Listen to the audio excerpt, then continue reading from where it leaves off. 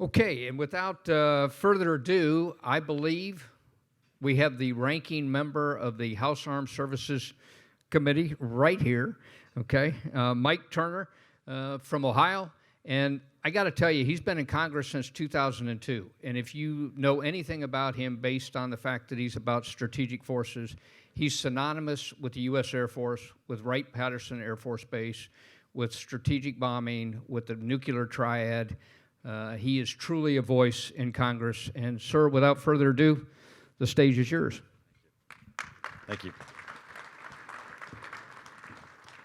I want to first begin by thanking General Murray. What an incredible work that he's doing. The Futures Command is about taking ingenuity and pulling it forward as fast as possible and putting it in the hands of our men and women in uniform. And so we want to thank General Murray one more time.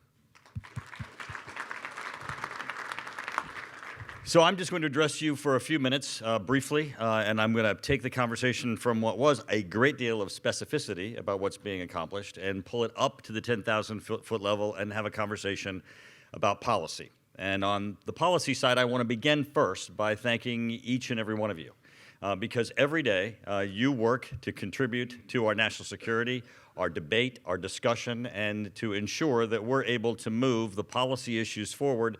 And in that, your support for us on Capitol Hill as we undertake that debate is incredibly important. Now, I truly believe that the national security and national defense area is an area where we can all evidence some great bipartisan work that is actually happening on Capitol Hill. And your ability to help us articulate that, I think, will make a tremendous difference to the American public, because people are very concerned today about the conflict of the partisan debate that happens on Capitol Hill. But I think we all agree that on a bipartisan basis, we believe that we need a strong national security, strong national defense in order to protect our liberty, in order to be able to deter our allies, and in order to be able to deter our adversaries and defend our allies. And I think on a bipartisan basis, we all believe that the debates in national security on Capitol Hill are about how do we accomplish that the best. Only on the extreme left and on the extreme right do people believe that a strong national defense is provocative, or that a strong national defense might encourage us to be in conflicts. Everyone else believes that we need a strong national defense to actually avoid conflict. Now, as in the introduction, I chair the Strategic Forces Subcommittee, which means under my subcommittee I have nuclear weapons, missiles, missile defense, space, and military intel. I always describe those as 5 great reasons not to sleep at night. Now, when we look at our national defense strategy, you're going to hear a lot today about great power competition and the change that we have to make in looking at how we're going to invest in national defense to reflect what we need for great power competition. So I'm going to talk to you about just 3 areas of that fall under my subcommittee and that are part of our national debate, and it's part of the debate we're having right now on Capitol Hill. The first is our investment in nuclear weapons. Second is missile defense. And the third is China and the issue of Huawei and the issue of technology itself. With respect to nuclear weapons, we're having the debate on Capitol Hill of the significant increase in spending and the budget for the National Nuclear Security Agency and for the investment in the modernization of our nuclear weapons. Now, frequently, you will hear people say that China is modernizing and Russia is modernizing.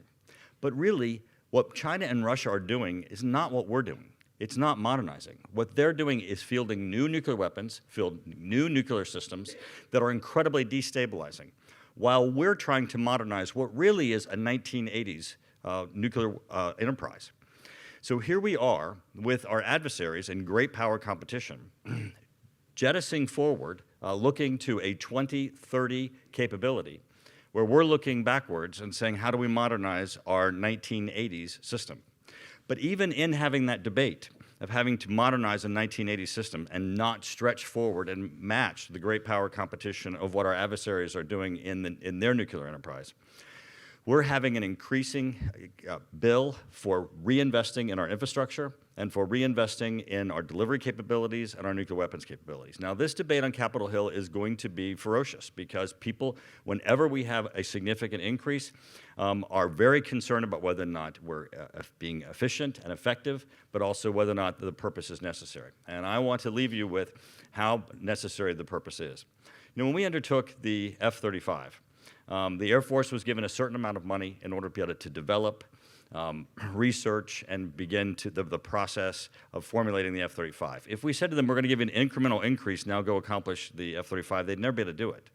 They had to go build a plant, and they had to buy those, the F-35 on the other side of the production. And that's what we need to do with the NNSA and with our nuclear enterprise. We both need to scale up, reinvest in our infrastructure, and buy what's going to be coming out of the other side. Now, here's the concern.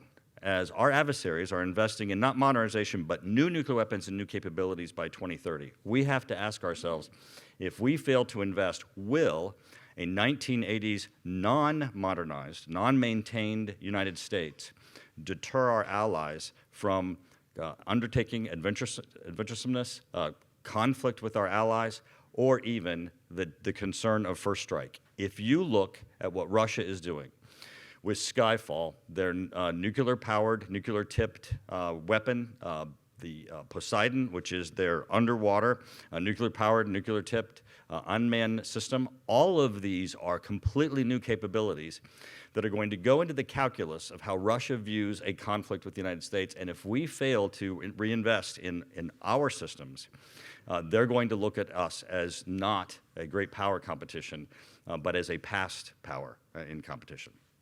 Now, missile defense. We're going to have a significant discussion about missile defense because as our adversaries are reaching to 2030, our new goals, our new challenges of missile defense are going to be trying to meet those new weapon systems and those threats to our country. Right now, we're trying to modernize again our system from the past and our system that was designed not for great power competition, but for rogue states to deter Iran and deter North Korea. But we're going to have to look into missile defense as to a new way as to how we might actually be able to protect ourselves in great power competition. Now, Israel has helped us tremendously because the debate on missile defense used to be that missile defense wouldn't work, it was provocative, and it cost too much. But with Israel, they proved it doesn't cost too much. It works, and it's de-escalatory. And I think that should help us in also making that investment and moving forward in missile defense to look at what do we need to do to protect the American public. I'm going to leave you with one thing with respect to Huawei. I was just at the Munich Security Conference, and all of our allies are discussing the United States position with respect to Huawei. They know of the concern that allowing Huawei in their system could allow China to have the ability to either damage their systems, prevent them from accessing their systems, or to steal from them.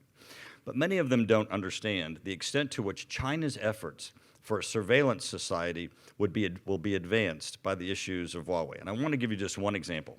Many of you may know Shazam. It's an app that you put on your phone, and if you don't know, you can ask your grandkids. And this app, if you are in a room where there's a music playing, if you hold it up, it will tell you what that song is. It will tell you exactly who's playing it and who's singing it. To the extent that if it's Yesterday that's playing, but it's not Paul McCartney, it will tell you exactly who it is that's singing it. Now, it has a commercial motivation because what it does is if you found that song and you like it, it'll let you buy it and you add it to your system, and they then have a commercial motivation. But if you have that app, or if you know someone who does, one thing that you'll find out that most people don't know is if you hold it up and it's playing Beethoven's Fifth, it can't tell you. It can't tell you because it's a voice recognition app. It will go and hear that voice, and then it will go out in the vast world of data and find that voice and pull it forward and tell you what that song is. Well, the problem with the surveillance society is once we get to 5G, when all things are integrated, that process can happen in reverse. Instead of, I have a voice, who is it? It's, I have a voice, go find it. And that's the discussion that we need to have with our allies, because as the surveillance society of China begins to penetrate our allies and our systems, we put our liberties at stake as China is undermining the liberties of its own population. I appreciate you having me, appreciate your contribution to the discussion. It's so incredible as we look to how do we protect our liberties and as we have these debates, But I do believe, and I think you can help me get this word out, that there are bipartisan debates and discussions that have bipartisan support on Capitol Hill, and it occurs with your help and your support. Thank you.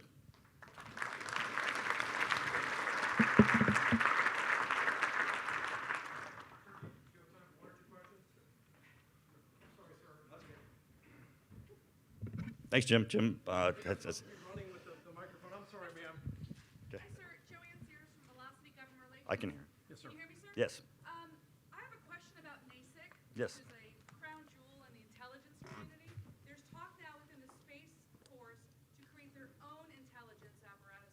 What's your thoughts on that? How do you think NASIC should go forward? I just want to get your opinion on that. Well, thank you for that very parochial question that I have a great deal of interest in. She asked about NASIC, the National Air and Space Intelligence Center, which is located at Wright-Patterson Air Force Base. There are about 3,000 people that are there. It includes also our foreign military exploitation. They're the ones who tell us what China and Russia are doing and do an incredible job. They are a crown jewel, and I appreciate that. We just had Secretary Esper before us at the Armed Services Committee, and I asked him this very question. So I can tell you what he said, which I think will give us all comfort. He said, as Space Force is being implemented, it is our goal to make certain that we enhance our capabilities, not that we divide them, that we build organizations, not that we tear them apart. And I think this is going to be something that, as we look across the enterprise, it's going to be important with the implementation of Space Force, and that is, where do we identify areas where we have space functions that overlap with other functions and ensure that we don't diminish our overall capabilities by segregating space. Now, there is a process that's undergoing on the intelligence side to determine what do we need to do to enhance our Space Force intelligence gathering. Many of those functions are currently occurring at NASIC. I think it would be incredibly difficult for the Department of Defense in any way to create a space intelligence function or center that does not include what's currently at NASIC, and certainly I think if we try to replicate it, we wouldn't increase our overall intelligence gathering. We would decrease it. Jim, other questions? I think that was the plug. Yeah, Stay with us, I'm in. Is she with your staff? No, but I do owe her. Yeah. I can see on how the facts are. We're going to be short on time. My understanding is that you've also agreed to spend a few minutes with the press afterwards. Is that correct, sir? Sure. Okay. Well done. Great. Please join me in welcoming- Thank you.